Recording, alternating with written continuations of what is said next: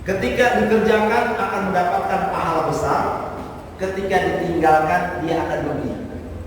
Oleh karenanya sunnah muakkadah ini hendaknya sebisa mungkin kita lakukan. Alhamdulillah pada malam hari ini dilakukan akikah ini oleh adinda kami tercinta, yaitu Adinda Bopong Widya Purnama atas kelahiran anaknya yang alhamdulillah diberi nama Muhammad Latif Hidayatullah.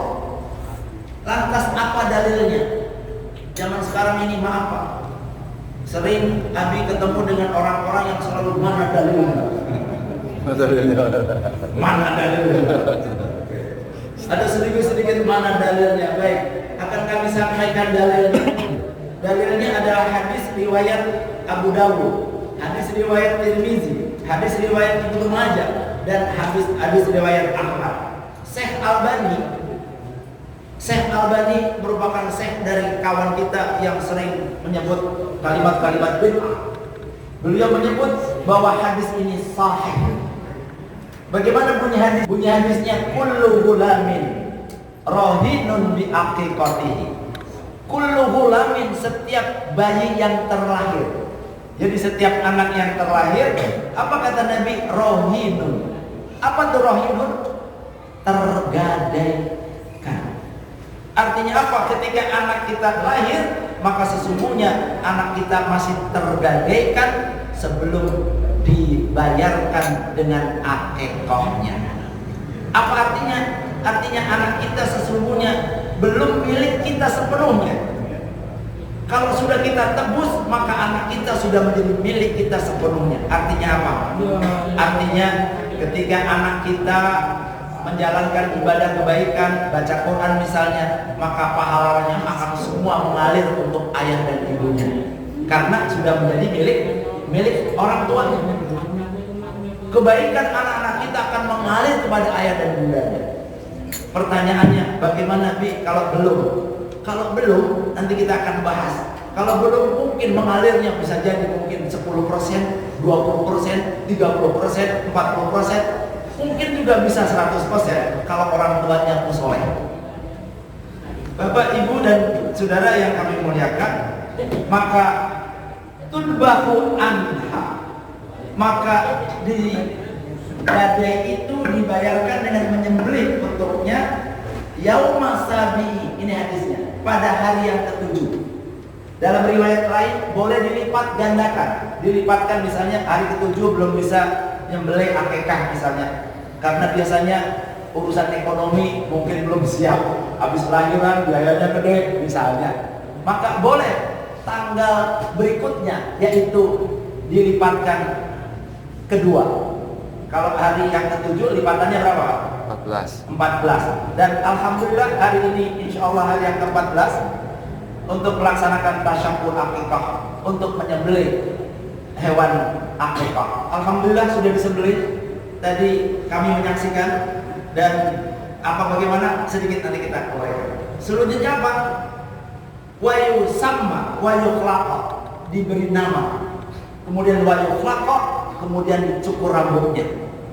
Baik Bapak, Ibu, dan saudara yang ada di musola Hajabur Ahmad atau mendengarkan suara kami, karena alhamdulillah ini katanya Bapak Ibu, ini suara musola bisa sampai ke Masjid Banakaya, sampai ke Gunung Semar, bahkan sampai ke Sembung katanya.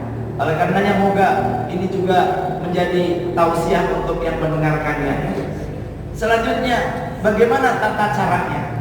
Tata cara akikah disebutkan, yaitu tadi hari ke-7, hari ke-14, atau hari yang ke-21.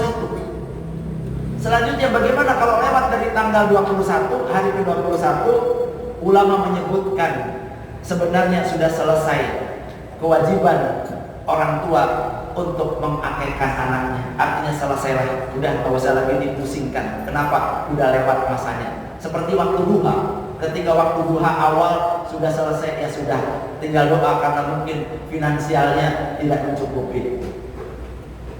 Tapi ada pendapat boleh akikah itu sampai anak kita akil balik. Pendapat ini juga pendapat beberapa ulama antara lain yaitu pendapat dari Kiai Haji Buya Yahya. Barangkali dengar semua, pasti orang Cirebon tahu. Ya. Pendiri pondok pesantren Al-Bahjah. Beliau mengatakan boleh kalau mau akikah masih ada rezeki anaknya pengen ditebus gadenya, maka boleh sampai anak itu akil balik. Itu tugas orang tua. Sekali lagi, akikah itu tugas orang tua, bukan tugas anak. Lah lantas bagaimana kalau kami ini sudah akil balik lewat misalnya? Nah, ulama memberikan tuntunan, maka sebaiknya kalau kita yang melaksanakan sendiri maka berkorban. Kalau Idul Adha ada korban, berkorbanlah sebagai pengganti, insya Allah pengganti akikah. Tapi kalau kemudian pengen juga akikah, monggo, boleh. Ibnu Rajab Al-Hambali membolehkan kita mengakikkan dirinya sendiri. Tetapi maaf, ketika kita udah usia, kita lebih akil balik, mungkin udah usia nih remaja, maka nggak usah dibikin rame-rame kayak begini. Nggak usah juga diayun, ditimang atau dimarhabanin atau digendong. Kenapa? Karena nggak kuat gendongnya. Cukup dengan syukuran, boleh melakukan tasyakuran atas apa yang telah Allah perintahkan dan Rasulnya. Selanjutnya, hewan akikah. Hewan akikah bagi anak laki ternyata beda dengan anak perempuan. Anak laki memang beda dengan anak perempuan. Dalam hukum Islam pun, hukum waris pun ternyata berbeda. Anak laki ketika akikah berapa ekor Pak? Dua ekor kambing. Tapi anak perempuan cukup dengan 1 ekor kambing. Walaupun misalnya andaikan orang tua itu tidak cukup untuk 2 ekor kambing, maka masih dibolehkan untuk anak yang laki dengan 1 ekor kambing dengan niat, ya Allah ingin akikah untuk anak saya, begitu. Selanjutnya, apa yang dilakukan? Wayuh lako, potong rambutnya. Maka mungkin ada di antara wilayah kita ada tradisi, ada marhabanan, ada dibaan, kemudian potong rambut. Nah, yang disunahkan yaitu potong rambut kalau bisa dihabisin, diplontos. Kenapa? Karena dalam beberapa riwayat itu akan menghilangkan gangguan-gangguan ketika anak lahir. Yang kedua, akan membuat pori-pori terbuka dan menjadi anaknya cerdas. Dan beberapa penelitian kesehatan menunjukkan demikian, termasuk orang yang melaksanakan ibadah haji atau umroh ada namanya tahallul. Dan tahallul itu potong rambut sampai plontos. Ya. Alhamdulillah kami Ramadan itu ceritanya dipelontos, itu belum cukur, belum rambutnya numbuh, berangkat ibadah haji akan dipelontos lagi, rambutnya belum numbuh semua. Selanjutnya, nah ini yang keempat, wayusamma. Apa tuh wayusamma? Yaitu memberi nama. Dan sekali lagi, berilah nama anak kita dengan nama yang baik. Kenapa? Karena nama adalah doa. Alhamdulillah, ini bagi orang yang mungkin mengerti tentang kaidah agama, nama anak-anaknya nama anak-anak yang berupa isi doa. Tapi yang barangkali belum, ya tetap kita berbaik sangka. Tetap orang tua pasti menginginkan anaknya jadi anak yang soleh dan soleh. Amin ya rabbal alamin. Selanjutnya yang terakhir sebagai penutup, apa hikmah dari akikah? Yang pertama, bahwa akikah itu merupakan tanda syukur dari orang tua kepada Allah Subhanahu wa taala atas karunia atau titipan Allah berupa anak. Dan anak ini adalah amanah, karena insya Allah anak juga menjadi titipan, anak juga menjadi investasi dunia dan investasi akhirat. Dan ketika anak kita menjadi anak soleh, Bapak Ibu, insya Allah pahala terus mengalir. Sebagaimana hadis Nabi SAW, idza mata ibnu Adam in qata amaluhu illa min salasin. 3 amalan yang putus ketika kita meninggal, illa kecuali 3 hal, antara lain yaitu anak soleh yang mendoakan untuk kedua orang tuanya. Jadi Bapak, Ibu dan Saudara, jangan sedih kita punya anak anaknya banyak, insya Allah rezekinya banyak. Zaman sekarang kan anaknya 2, pembantunya 2, repotnya luar biasa. Zaman dulu Pak, anak sampai 10, 11 memang awalnya repot. Tapi begitu anak-anak kita gede Pak, termasuk saya, alhamdulillah. Saya punya anak 4, sedikit cerita dikit ya. Anak saya 4, 3. Yang pertama 1, 2, 3 udah berumah tangga, tinggal atuh. Ternyata anak atuh tinggalnya juga kos ketika kuliah. Akhirnya Pak, balik modal, Kang Dulo. Balik modal 2, tinggal berdua lagi sama istri. Maka apa yang dilakukan? Ya kami pulang seminggu sekali atau 2 kali. Kadang kami ke Cirebon, ngapain? Nyari anak-anak. Anak-anak di sini ngaji, alhamdulillah dulu kita ada santri hampir sekitar 50 ada di sini. Untuk insya Allah ada guru juga. Alhamdulillah Mas Popong juga membimbing anak-anak di sini ya. Dan alhamdulillah insya Allah anak-anak kita ini menjadi harapan, mudah-mudahan jadi anak yang soleh dan soleha. Amin ya Rabbal. Itu yang pertama. Karena ternyata untuk menjadi anak soleh itu prosesnya panjang. Tidak asal sip salabim abrakadabra, prosesnya panjang. Termasuk akikah ini adalah salah satu cara untuk menjadikan anak kita soleh dan soleh. Amin ya Rabbal alamin. Kemudian yang kedua, hikmah akikah yaitu tanda seseorang mencintai Nabi Muhammad Sallallahu Alaihi Wasallam. Kenapa? Karena akikah itu sunnah dari Nabi kita Muhammad Sallallahu Alaihi Wasallam. Bapak dan saudara, Nabi ketika anaknya lahir maka mengakikahkan. Bahkan ketika cucunya lahir maka Nabi yang mengakikahkan. Artinya apa? Ketika kita punya anak, kemudian anak kita punya anak, maka kita barangkali orang tua kakek, kalau anak kita belum sanggup karena masalah finansial, turun kakeknya. Turun apa? Ikut tuh. Ya, lihat cucu kita, aduh anak kita masih belum siap untuk akikah, di mana kakeknya? Turun. Sebagaimana Rasulullah SAW ketika mengakikahkan Hasan dan Husain, turun. Jadi yang kedua, akikah itu adalah tanda seseorang mencintai sunnah Nabi kita Muhammad.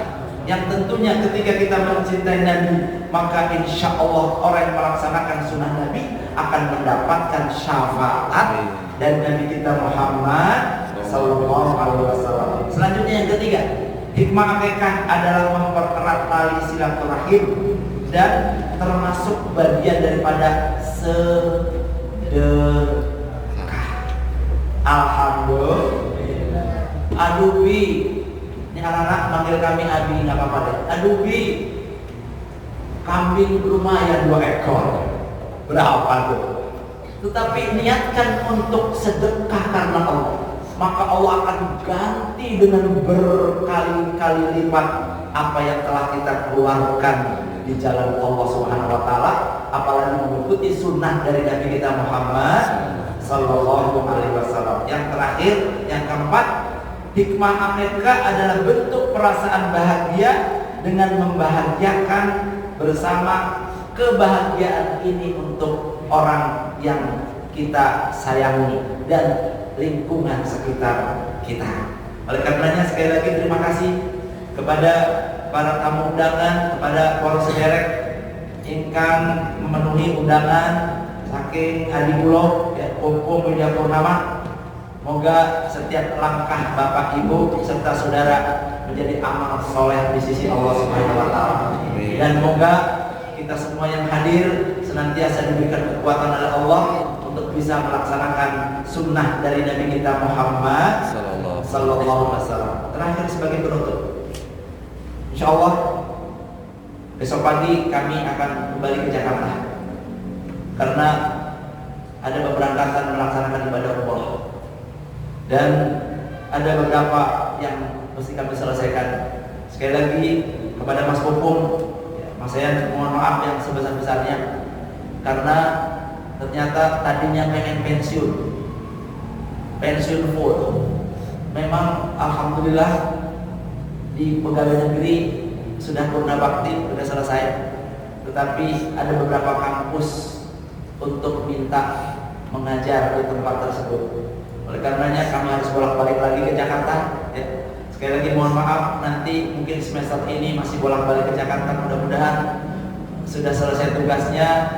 Kemarin kita ngajar lewat online, sekarang udah nggak online lagi. Jadi harus datang ke kampus dan harus ngajar, sehingga kami hari Senin kami harus ngajar dan harus balik lagi ke Jakarta. Sekali lagi terima kasih atas dukungan para orang tua santri yang telah menitipkan anak-anaknya di tempat kami. Moga menjadi amal kebaikan dan mengalirkan pahala untuk ayah dan bunda kami, ibu dan bapak kami yang telah tiada. Moga dialirkan pahala karena tempat ini diisi untuk kegiatan pengajian, kegiatan tahfiz Quran, dan moga semua yang ikut terlibat di dalamnya Allah berikan keberkahan, Allah mudahkan segala urusan, Allah berikan rezeki yang berkah, anak-anak yang soleh dan soleha, keluarga yang sakinah mawaddah warahmah, dan semua diberikan keberkahan oleh Allah Subhanahu wa taala. Al-Fatihah.